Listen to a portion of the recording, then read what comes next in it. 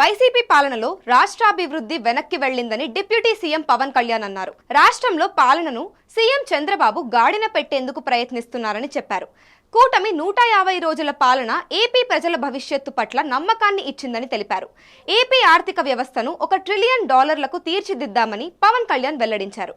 ప్రతి నెల 1వ తేదీనే ప్రభుత్వ ఉద్యోగులకు జీతాలు చెల్లిస్తున్నామన్నారు.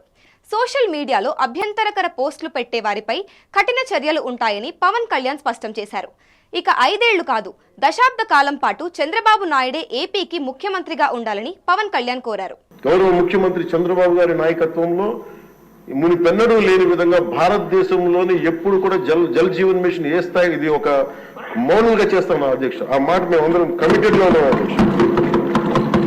అలాగే లా అండ్ ఆర్డర్ కి సంబంధించి లా అండ్ ఆర్డర్ లో 3 IPS ఆఫీసర్స్ ని ఏకకాలంలో సస్పెండ్ చేసిన ఘనత, వాళ్ళు చేసిన తప్పులకి ఆ ధైర్యం కావాలంటే ఆయన అనుభవం చాలా స్పష్టంగా తెలియజేస్తుంది అధ్యక్ష.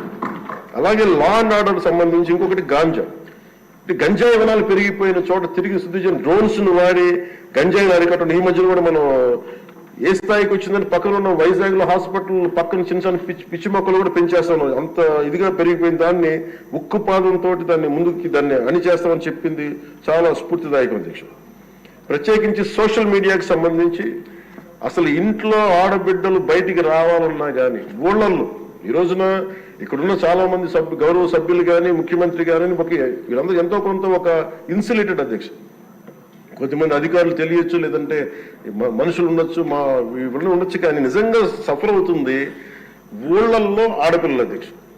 ఈ అలవాటు అయిపోయి, గత ప్రభుత్వం చేసిన అలవాటు అయిపోయి ప్రతి ఒక్కళ్ళు ఒక ముఖ్యమంత్రి స్థాయి వ్యక్తిని బూతులు తిట్టడం, అన్ని తిట్టిన తర్వాత కూడా వాళ్ళకి అలవాటు అయిపోయి ఇంకెవరు తిట్టాలో తెలియక స్థానికంగా ఉన్న ఆడపిల్లల మీద కూడా వీళ్ళు అవాకులు చవాకులు పేలి పచ్చి బూతులు తిడతా ఉంటే ఎవరికి చెప్పుకోలేక వాళ్ళు ఇబ్బంది పడతా ఉంటే బయటికి రాలేకపోతున్నారు. క్రైమ్ మైండ్ సెట్ పెరిగిపోయింది, క్రిమినాలిటీ పెరిగిపోయింది. ఇలాంటి సమయంలో ఆయన ఉక్కుపాదంతో సోషల్ మీడియా యాక్టివిస్టులు అనే పేరు చెప్పుకునే గుండాలకి, రౌడీలకి ఆయన తీసుకున్న చర్యలు, హోంమంత్రి అనిత గారు తీసుకున్న చర్యలు చాలా బలమైన అభినందనలు తెలియజేస్తాను.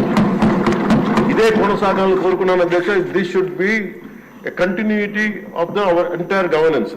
మన అడ్మినిస్ట్రేటివ్ లో ఒక భాగం అవ్వాలి అధ్యక్ష. మనస్ఫూర్తిగా వారికి నా ధన్యవాదాలు తెలియజేసుకుంటూ గౌరవ ముఖ్యమంత్రి గారికి నేను మాటిస్తున్నాను, గౌరవ సభ్యులందరూ కూడా ఇసుక దోపిడీలు కానీ లేదంటే మేము చేయాల్సిన పనులు ఎప్పటికప్పుడు మీరు మాకు ఆదేశాలు ఇవ్వండి సార్. మా ఆదేశాలు ఇవ్వాలని కోరుకున్నాను అధ్యక్ష.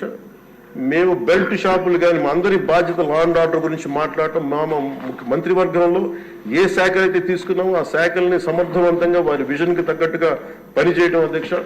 ఇవన్నీ కూడా మేము ఆయన ఏ కళ అయితే కన్నారో ఆ కళ నెరవేర్చడానికి, పూర్తి చేయడానికి మేమందరం సంసిద్ధంగా ఉన్నామని తెలియజేసుకుంటూ, మీరు 5 సంవత్సరాలు కాదు గౌరవ ముఖ్యమంత్రి గారు తెలియజేసిన అధ్యక్ష, మీరు ఇంకొక దశాబ్దం కూడా ఈ రాష్ట్రానికి ముఖ్యమంత్రిగా కొనసాగి